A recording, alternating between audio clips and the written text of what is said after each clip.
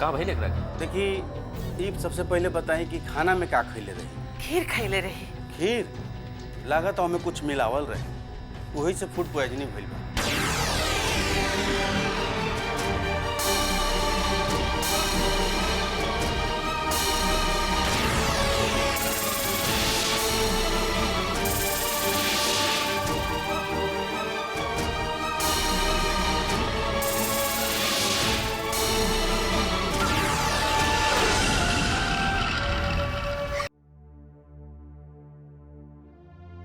नरगिस, हमके तो से ई उम्मीद ना रहे। का बिना बतौले ब्याह कर ले लो और पूछत हो का? सलमा, इंसान के जिंदगी वक्त के मोहताज होले। वक्त जौने राह पे मोड़े चाहला, इंसान के वही ओर जाए के पड़ेला। बस ऐसे ही हमार निकाह हो गई, अचानक, फटाफट। केहू के खबर करे के मौका ना मिलल। अच्छा ई बतावा कि तोहरा के कैसे खबर लगल? अपन क्लासमेट रानी से उहे बतावत रहल तोहरे और तोहरे परिवार के बारे में। नरगिस, एक बात पूछी? पूछा। तू ई निकाह से खुश तो हो ना? काहे? नहीं, बस ऐसे ही। हम बहुत खुश हैं। पूरा परिवार हमसे बहुत मोहब्बत करेला। और तोहर ऊ साहेब ऊ करेला कि नहीं? ओहो हमके बहुत चाहेलन। आए हाय, उनकर बात सुन के कैसे चेहरा पे लाली छा गई। और उनके एक बेटी भी हो ना? हाँ, खुशबू। खाली उनकर ना, वो हमरो बेटी है। और कैसन व्यवहार हो कि तोहरे साथ? बहुत बढ़िया। अरे वो तो दिन भर हमके छोटी अम्मी कह के हमारे आगे पीछे घूमेले। और ये खुशबू के दोस्त हुई हैं। अच्छा बेटा हिया वा। कहा नाम कहा? गणेश। ला बिस्किट खाना। और वो चाहिए? ला एक और। ये खुशबू हो? हाँ, हमार बेटी।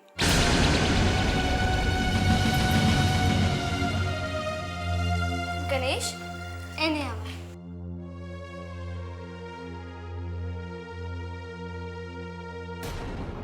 गणेश, उनका पास मत जाइया। काहे? तोहर अम्मी तो बहुत अच्छा आई, हमके बिस्कुट भी दे लेन। वो हमार असली अम्मी नहीं है, वो तो हमार सौतेली अम्मी है।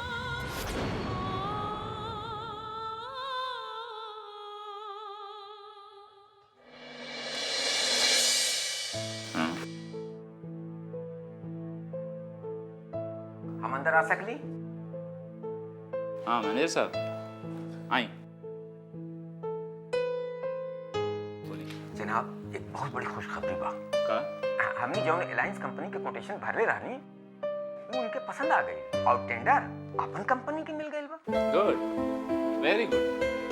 हम कहत रहली ना, बिना केहू के नुकसान पहुंचाए भी प्रॉफिट कमाई जा सके। जी जनाब। ठीक बा, लेकिन अब जितना जल्दी हो सके टेंडर की बाकी कार्रवाई शुरू कर दी, ताकि काम वक्त पे खत्म हो जाए। जी, बहुत अच्छा से।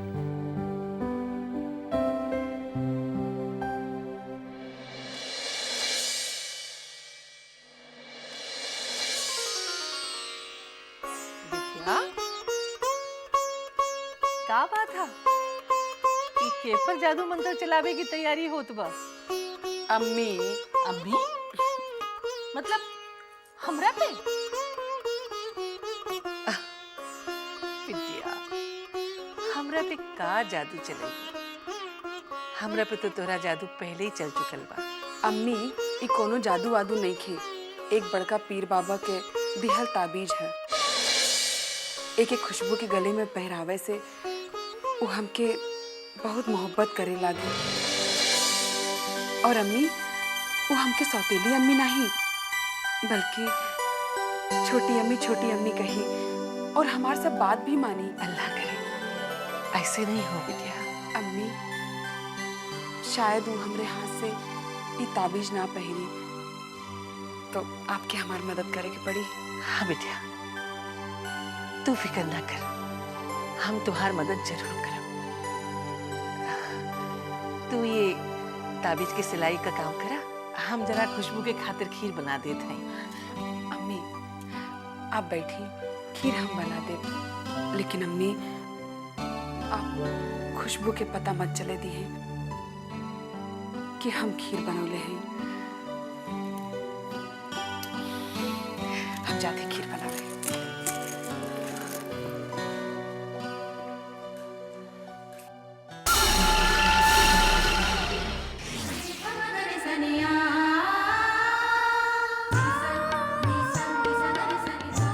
आज तो हम ऐसा खीर बनाई कि खुशबू रानी आप पर उंगली चाटत रही है।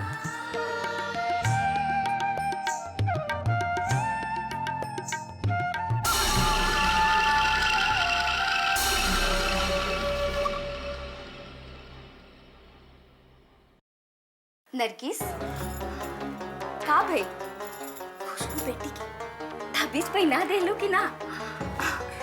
अल्लाह झूठ ना बोला लो, हमके तो बहुते फिक्र होत रहे कि वो तोहरा हाथ से ताबीज पहिरी कि ना। बाजी आप बिल्कुल फिक्र ना करी, हम वो ताबीज के अम्मी जान के दे देले हैं। अब तक तो वो खुशबू रानी के पहना ही देले हुई है। का?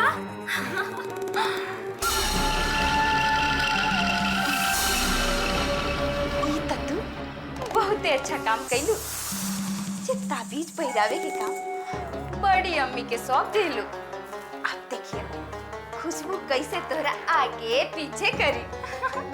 बाजी तोहर मुंह में घी शक्कर। घी शक्कर हमरा मुंह में ना, वो भगवाना में डाला। वैसे का बनावत हो? हम अपन प्यारी सी मीठी सी खुशबू खातिर खीर बनावत हैं। खीर? खुशबू के खीर बहुते पसंद बा। हाँ तैयार हो गइल बा हमार खीर, खाली एमे केसर के कमी बा, हम अभी लेके आवत हैं।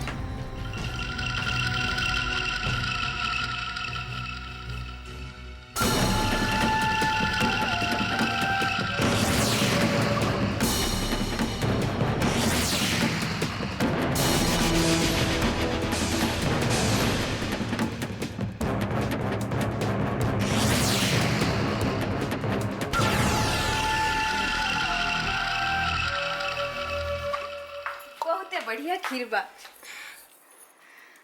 हो गई हमार खीर तैयार।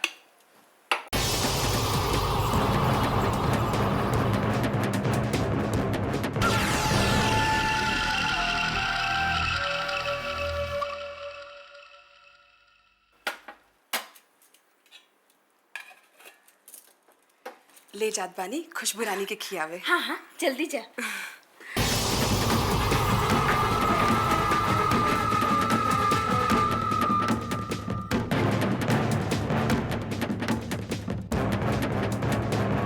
अब आई खीर में बचा। अम्मी जान ले खीर। दुले अच्छा खुशबू के ताबीज पहना देली है? हाँ पहना देली है।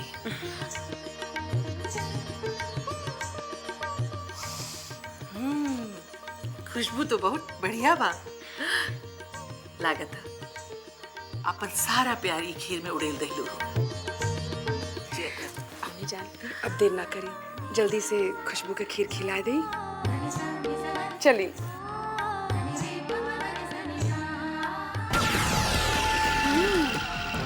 खुशबू बेटी ताबीज पहन ले लिया।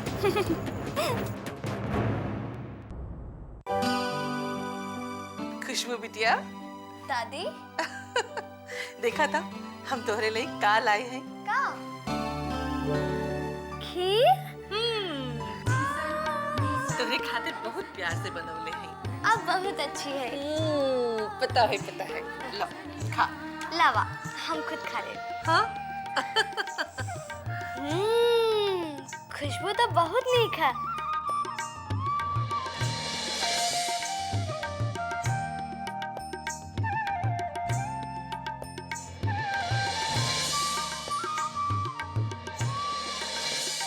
दादी खीर तो बहुत अच्छा है। अरे आराम से खा बेटा।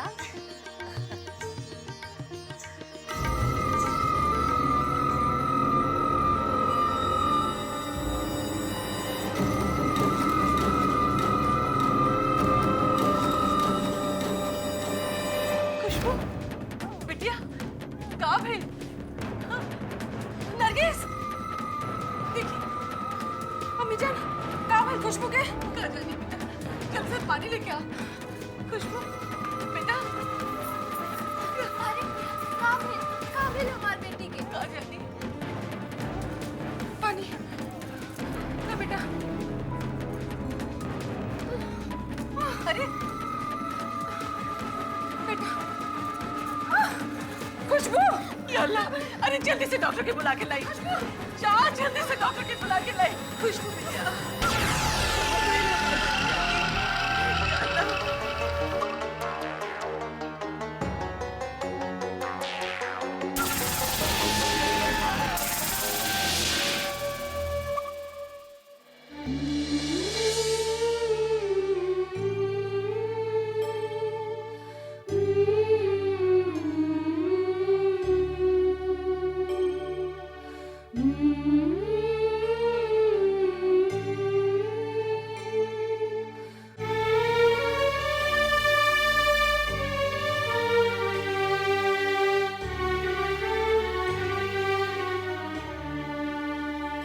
घबराए के कोनो बात नहीं के, बच्चे एकदम ठीक बड़े, जल्दी होश में आ जाए।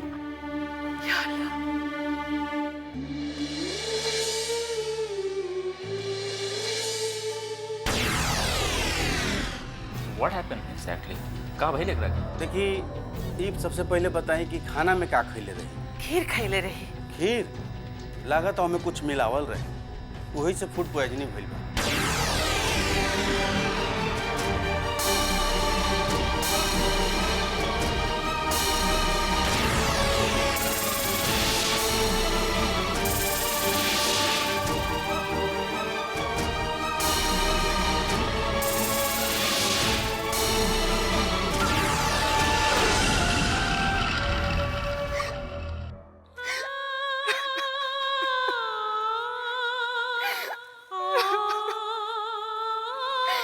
या खुदा, ये तू हमार कैसन इम्तिहान लेता हुआ? जौने बच्ची के हम इतनी मोहब्बत करें, आज ओकरे बीमारी के कसूरवार हमके ठहरावल जा रहल बा। का हमरे मोहब्बत में कोनो कमी रह गई रहे, या हमसे कोनो गुनाह हो गई रहे, जेकर इतनी बड़ी सजा हमरा के मिल रहल बा?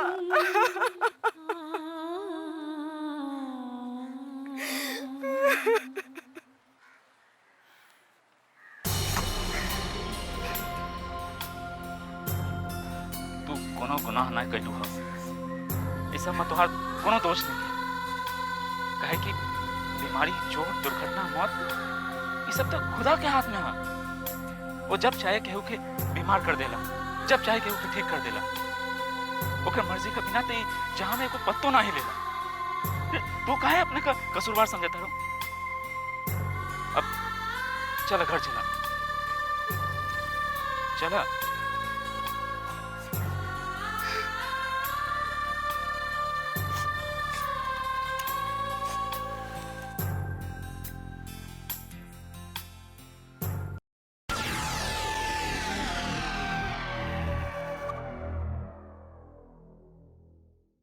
बाजी का करते हो? जब देखा तब तोहर मुंह चलत ही रहेला। अल्लाह झूठ ना बुलाए, खात खात तोहर मुंह ना दुखाए। जब देखा तब कचर कचर कचर कचर। लागता सारा दुनिया के खाए के जिम्मेदारी तोहरे देहल गइल बा। बाजी हर वक्त लोटे चलाते लो, हम प्यार से ना बोल सकलू का? अरे वाह, कितना अच्छा दुपट्टा बा, हमरा कितना अच्छा लगी। खबरदार खबरदार जौन चुनरी के हाथ लगेलू। तोहरा त खाली बढ़िया बढ़िया खाए के, अब बढ़िया बढ़िया पहने के चाहिए। बस काम के न काज के, दुश्मन अनाज के। बाजी का बाजी बाजी का कहत हो? हमका कोनो गलत कहत है? हम तोहरा खातिर कितना पापड़ बेलत है, ई त हम ही जानीला। ई कोनो ऐसन उसन चुनरी ना है, बल्कि कफन ना केहू के खाक के, जेकरा के हम बाबा पीर के यहाँ से लईनी है। बाकी बाकी तोहरा उसे का, तोहरा तो खाली खाए से मतलब है। बाजी जब सांप निकल गई तो लाठी पीटे से का फायदा? तुझे तो करत अरु ना अच्छा नहीं के। अब तू हमके समझाइबू का अच्छा है का बुरा है? हम सिखावत नहीं की, हम तो ई कहते हैं कि अरमान के दौलत के हासिल करे खातिर नरगिस भाभी के जितना तू परेशान करे में वक्त गवाओ तरू ना, अपना अल्लाह पाक के खुश कर तू तब पीर बन जाए तू। बेवकूफ, तू का समझ दौलत के अहमियत? तोहरा तो खाली मुफ्त के रोटी तोड़े आवेला। अरे जितना पाले दौलत है दुनिया ओकरे सामने सजदा करेला। ना ईसा पीर ना मूसा पीर, सबसे बड़ा है पैसा पीर। समझ लो? समझ गई। भैंस के आगे बीन बजावा बेकार हमरा काम जोन जोन मन में आए तो करा, जैसन करनी वैसन कर। हम तो जन्नी अपन चौकलेट खा। ओए वो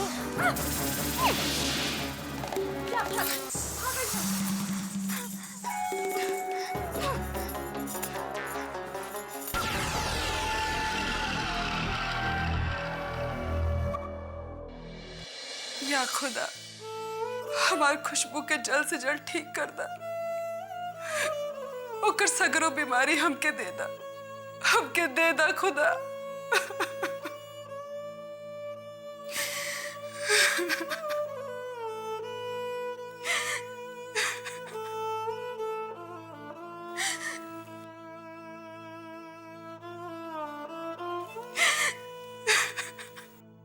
नरगिस,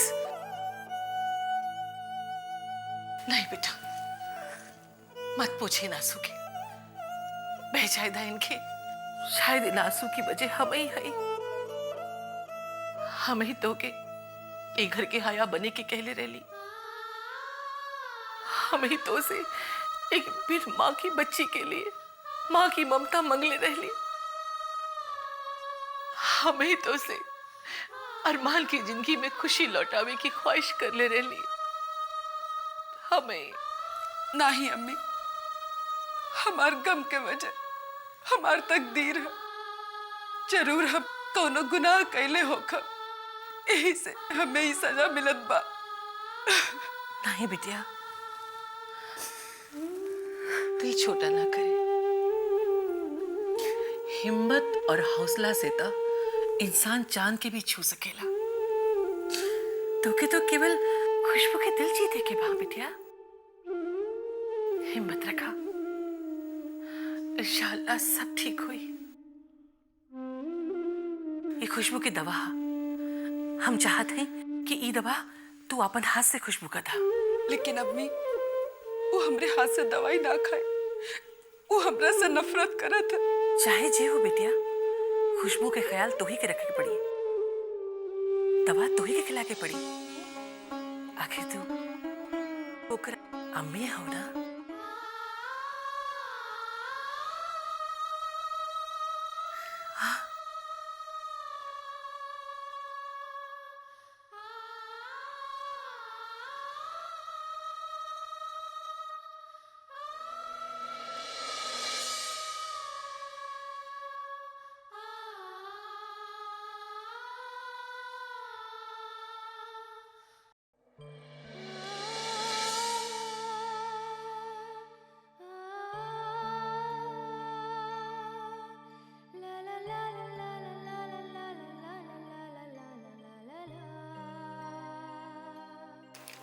खुशबू बेटी मुंह खोला, ला दवाई।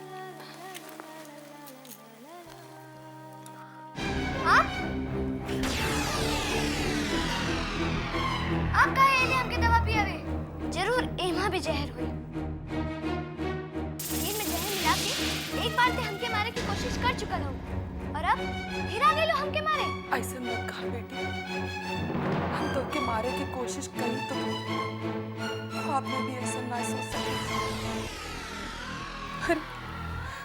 तू हमार जान हो, का केहू अपन जान मारे कोशिश करेला? बेटी, तू ऐसा काहे सोचत रहेलू कि हम तोहार बुरा चाहिए? अरे तोके कुछ होए से पहले हम अपन जान दे दे। हमके कुछ नहीं सुने के बा। आप बहुत बुरे हैं। आप हमसे प्यार का दिखावा करेली, प्यार नहीं।